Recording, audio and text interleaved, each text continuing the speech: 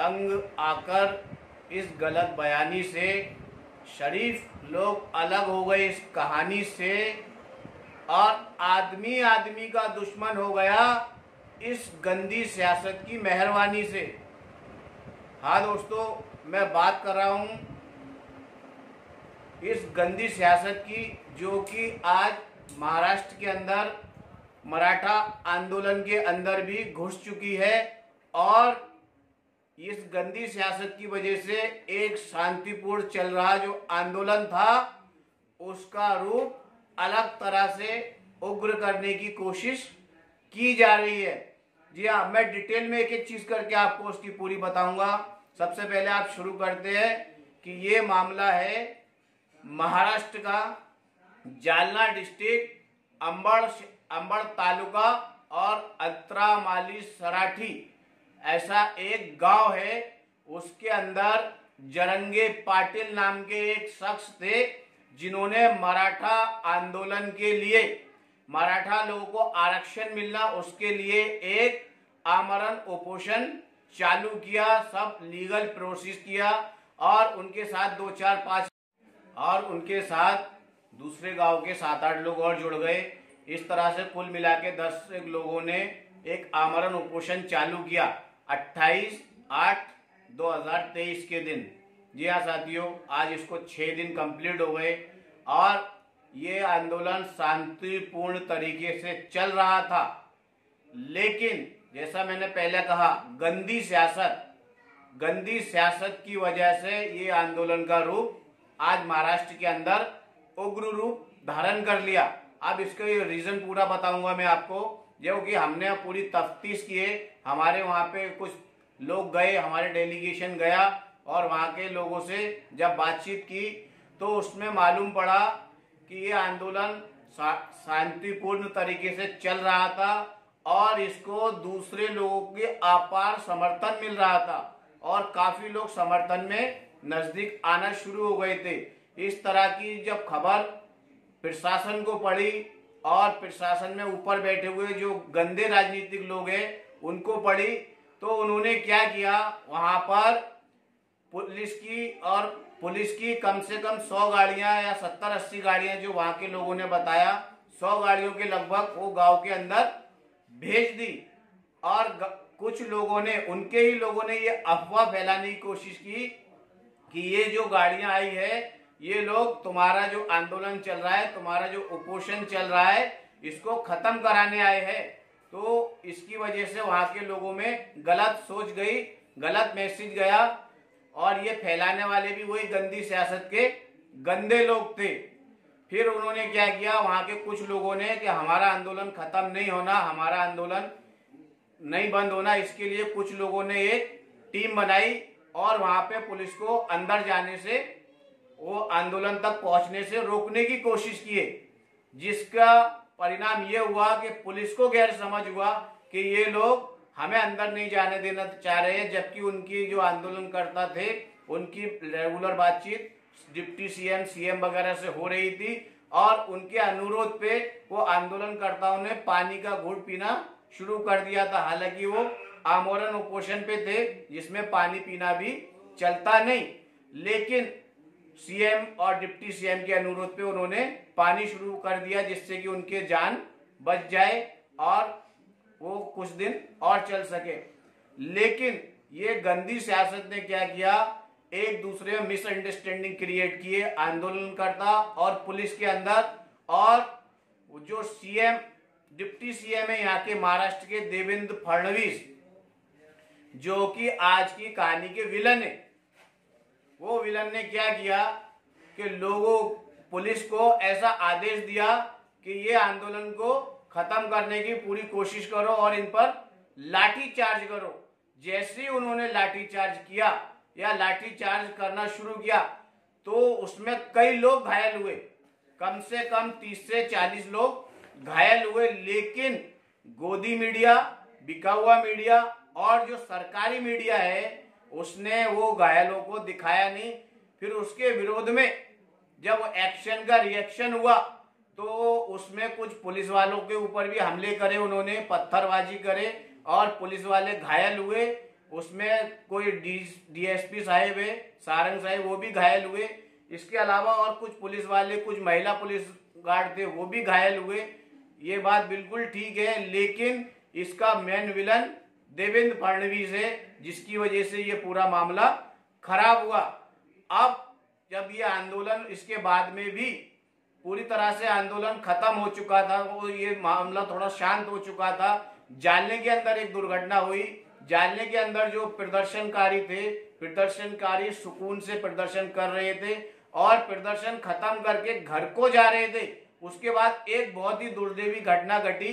वो घटना में क्या हुआ, कुछ लोगों ने नारेबाजी शुरू किए। असामाजिक तत्व, हो सकता है वो आंदोलन को बदनाम करने के लिए कुछ गंदी राजनीति के स्लीपर सेल, जैसे कि मैंने पहले कहा गंदी राजनीति, तो गंदी राजनीति के स्लीपर सेल वो संगठन के अंदर घुसे और उन्होंने क्या किया, पथराव शुरू किया, मारपीट शुरू की। यहां तक कि एक ऐसी खबर सुनने में आई जो कि प्रकाश कचके नाम के आदमी की वजह से हुई। प्रकाश कचरे, तो उसके नाम से ही लगता है कचरा लगे हुआ है उसके नाम में, तो उसकी जहनियत में भी कचरा ही भरा हुआ था। तो उसने क्या किया, जालना के अंदर जो गाड़ियां खड़े थे उसमें खास करके एक गाड़ी को टारगेट किया गया, नाम पूछ के टारगेट किया गया। उसमें 2 मुस्लिम लोग मौजूद थे, जान पूछ के वो गाड़ी में, एक का ड्राइवर का नाम था मोहम्मद यूसुफ और उसके अंदर एक जो किन्नर बैठा हुआ था, जिसको ड्राइवर के साथ में जो हेल्पर रहता वो बैठा हुआ था, आरिफ सुतार।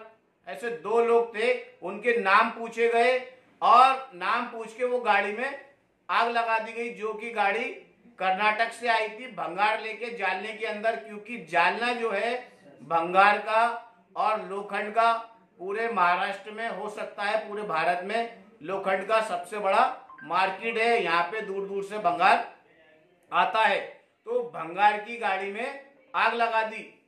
बात यहाँ तक भी खत्म नहीं हुई। आग लगाने के बाद में भी वो जो 2 लोग उसमें मुस्लिम कम्युनिटी के लोग थे, तो उन लोगों को गाड़ी से निकलने नहीं दिया गया। बड़ी मुश्किल से शीशा और कांच तोड़ के, जो आरिफ सुतार था उसने गाड़ी का कांच तोड़ा और बड़ी मुश्किल से वहां से वो गाड़ी में से निकले। यानी उनको जान से मारकर ये आंदोलन को अलग रूप देने की कोशिश की गई। जी, वही गलत राजनीतिक लोग जो मैंने कहा था, गंदी राजनीति के लोग, उन्होंने इसको अलग रूप देने की कोशिश की गई। और अगर ये कोशिश नहीं की गई, अगर ये सही आंदोलनकारी थे, तो इन्होंने ये जो किया ये बहुत ही निंदनीय है और बहुत गलत है। हालांकि मुझे नहीं लगता कि ये सही आंदोलनकारी थे, मुझे लगता है ये स्लीपर सेल के लोग थे जो कि इस आंदोलन को खत्म करना या फिर इसको अलग रूप डाइवर्ट करना चाहते थे। लेकिन वो लोग किसी तरह से गाड़ी में से निकले और उनको मारा पीटा गया, उन पे जानलेवा हमला किया गया, और वो भागते हुए किसी तरह से वहां के लोकल पुलिस स्टेशन में पहुंचे, जो कि जालना शहर का पुलिस स्टेशन था। वहां गए और पुलिस ने उनकी जान बचाई। अगर वो वहां तक नहीं पहुंचते थे तो ये जो स्लीपर सेल के लोग थे उनको मार भी सकते थे। इसमें 225 लोगों पर एफआईआर दर्ज की गई, जिसमें मुख्य आरोपी जो मैंने आपको बताया प्रकाश कचरे था, उसकी अभी पूरी जानकारी लेना बाकी है। जानकारी मिलने के बाद समझ में आएगा कि वो सही स्लीपर सेल का आदमी था या ये आंदोलन से ही जुड़ा आदमी था। अगर आंदोलन से जुड़ा आदमी था तो इसका मतलब ये वो मानसिकता का शिकार हो चुका था, जो मानसिकता ये लोग बार बार मानसिक रोगी बोल के उसको छोड़ देते हैं। अगर ऐसा नहीं है तो वो 100% वो स्लीपर सेल का आदमी था, जो स्लीपर सेल दूसरे आतंकवादी लोगों ने, जो राष्ट्रवाद के नाम पे आतंकवाद फैलाते हैं, वो लोगों ने ये स्लीपर सेल उसके अंदर घुसाए थे। एक तरफ ये प्रकाश कचरू जैसे लोग हैं, जो कि कचरे जैसे लोग हैं, जिनकी मेंटेलिटी भी कचरे की है, जो आंदोलन को खराब करना चाहते हैं, इसको अलग रूप देना चाहते हैं। और दूसरी तरफ मैं बात आऊं, दूसरी तरफ ऐसे लोग हैं जिन्होंने अपनी खुद की गाड़ियां जला दी, खुद की गाड़ी, अच्छी अच्छी शोरूम टाइप की गाड़ियां जला दी। जैसी की घटना फुलंबरी के अंदर हुई, जो कि फुलंबरी के एक सरपंच है, उनका नाम है मंगेश सावड़े ने अपनी शोरूम गाड़ी, ये आंदोलन पे लाठी चार्ज करने वालों के विरोध में अपनी शोरूम गाड़ी को आग लगा दी, मंगेश सावड़े। दूसरा एक ऐसा ही उदाहरण भोकरदन शहर के अंदर भी सामने आया, जहां पे प्रदर्शनकारी लोगों में से एक, जिसका नाम है विकास जाधव ने अपनी गाड़ी को, वो भी अच्छी कंडीशन में, बेहतरीन गाड़ी थी, वो लगा, तो मैं उसका वीडियो और फोटो आपको इसमें दिखाऊंगा थोड़ी देर में, अपने हाथ से वो गाड़ी जला दी। उनका दिल अंदर से इतना ज्यादा इसके लिए एक्साइटेड हो गया और इतना ज्यादा वो इसके लिए दिल से आंदोलन को बढ़ाना चाहते थे कि इसके समर्थन में इन्होंने अपनी गाड़ियां जला दी। एक तरफ ये लोग और एक दूसरी तरफ कचरे के जैसे लोग हैं। तो अब फैसला ये करना है, आप लोगों ने ये बताइए, जो लोगों ने अगर जानबूझ के वो मुस्लिम को मारने की कोशिश करी, या दूसरी एक घटना अंबाजोगाई के अंदर भी हुई, जहां पर शाह वेजिटेबल की एक फ्रूट सब्जी की दुकान थी, वो बेचारा दुकान लगा के बैठा था, बंद का आह्वान किया गया था, सही बात है, लेकिन अगर उसने गलती से दुकान खोल भी लिया, आप उसकी प्यार से समझा के उसको दुकान बंद करा सकते थे। वहां भी इसी तरह के स्लीपर सेल के लोगों ने वो सब्जी वाले की दुकान को उठा के फेंक दिया और उसके साथ गाली गलौज करा, मारपीट किया गया, जो कि बहुत ही निंदनीय है और मैं इसका पूरी तरह से निषेध करता हूं। लेकिन इसका मतलब ये नहीं है कि ये हिंदू और मुस्लिम एक दूसरे के खिलाफ है, इसका मतलब ये कदाचित नहीं है, ये मैं गारंटी से बोल रहा हूं, बल्कि ये कोशिश की जा रही थी, क्योंकि ये सरकार से लोगों का आज भरोसा उठता जा रहा है। देवेंद्र फडणवीस पे से खास करके लोगों का विश्वास बहुत ज्यादा डगमगा गया है। ये तोड़ फोड़ की राजनीति करते हैं, जोड़ तोड़ की राजनीति करते हैं, पैसों की राजनीति करते हैं, नफरत की राजनीति करते हैं, इसलिए उनसे लोगों का भरोसा कम होता जा रहा है। इसलिए जानबूझकर इसको, जो मराठा आरक्षण का आंदोलन चालू है, इसको दूसरा एंगल देने की कोशिश की जा रही थी, जो कि नहीं करनी चाहिए थी। और वहां के प्रशासन ने और यहाँ के प्रशासन ने, जालने जिले के ने भी इसको किसी तरह से रोका। ये बहुत अच्छा किया और बहुत बड़ी दुर्घटना होने से बच गई। और जो दूसरा इसका डाइवर्ट करने का जो प्लान था, वो भी फेल हो गया और यहाँ का प्रशासन इसमें सक्सेस हो गया। इसके लिए मैं यहाँ के प्रशासन को धन्यवाद देता हूं। और आगे से मैं उन लोगों से पूछना चाहता हूं, क्या किसी मुस्लिम ने आज तक किसी भी आरक्षण का विरोध किया है? क्या है कोई ऐसी मिसाल? आपके आरक्षण का विरोध कौन करता है? ये सबको मालूम है, सब नोटिस कर चुके हैं। या तो पॉलिटिकल लोग करते हैं पॉलिटिकल फायदे के लिए, या फिर सवर्ण करते हैं, ऊंची जात के लोग करते हैं, जो कि आपको अपने बराबर आने देना नहीं चाहते। जी हाँ, कोई मुस्लिम कभी भी किसी भी के भी आरक्षण का विरोध नहीं करता, बल्कि ये आरक्षण के जो भी प्रदर्शन हुए, जो भी आंदोलन हुए, उसमें मुस्लिम बंधुओं ने पूरी तरह से सहयोग करा है। उनके लिए पानी का इंतजाम किया है, उनके आने जाने के कुछ दिक्कत आ रही थी रास्ते में, तो उनके लिए नाश्ते पानी का, चाय का तक इंतजाम किया है। ऐसे कई उदाहरण मौजूद है।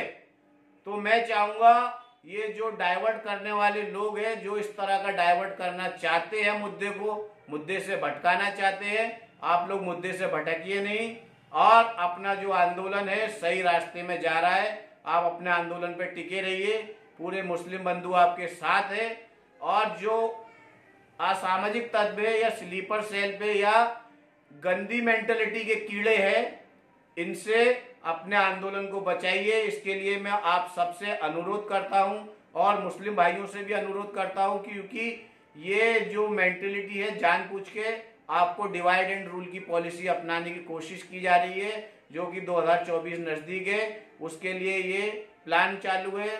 हालांकि बहुत से पॉलिटिकल लोग, राजनीतिक विशेषज्ञ लोग और सामाजिक लोग या एक्सपर्ट लोग बता रहे हैं, रेगुलर हमेशा बताते जा रहे हैं कि ये जो 2024 का इलेक्शन है, इससे पहले कुछ बड़ी दुर्घटना कराने की पूरी तरह से कोशिश की जाएंगी, या फिर जो मेन मुद्दे हैं उनसे भटकाने के लिए कुछ भी कराया जा सकता है। तो आप लोग अपनी जगह पे ठाम रहे और अपने मुद्दे से बिल्कुल ना भटके। इसके लिए हम सब आपके साथ है, पूरा महाराष्ट्र आपके साथ है। इसके साथ मैं आज एक चीज आखिरी मेरी बात खत्म करता हूं। अगर आपने हमारा ये चैनल सब्सक्राइब नहीं किया है तो इसको सब्सक्राइब कर लें। इसके और हम आने वाली नई नई अपडेट आपको देते रहेंगे। जय हिंद, जय महाराष्ट्र।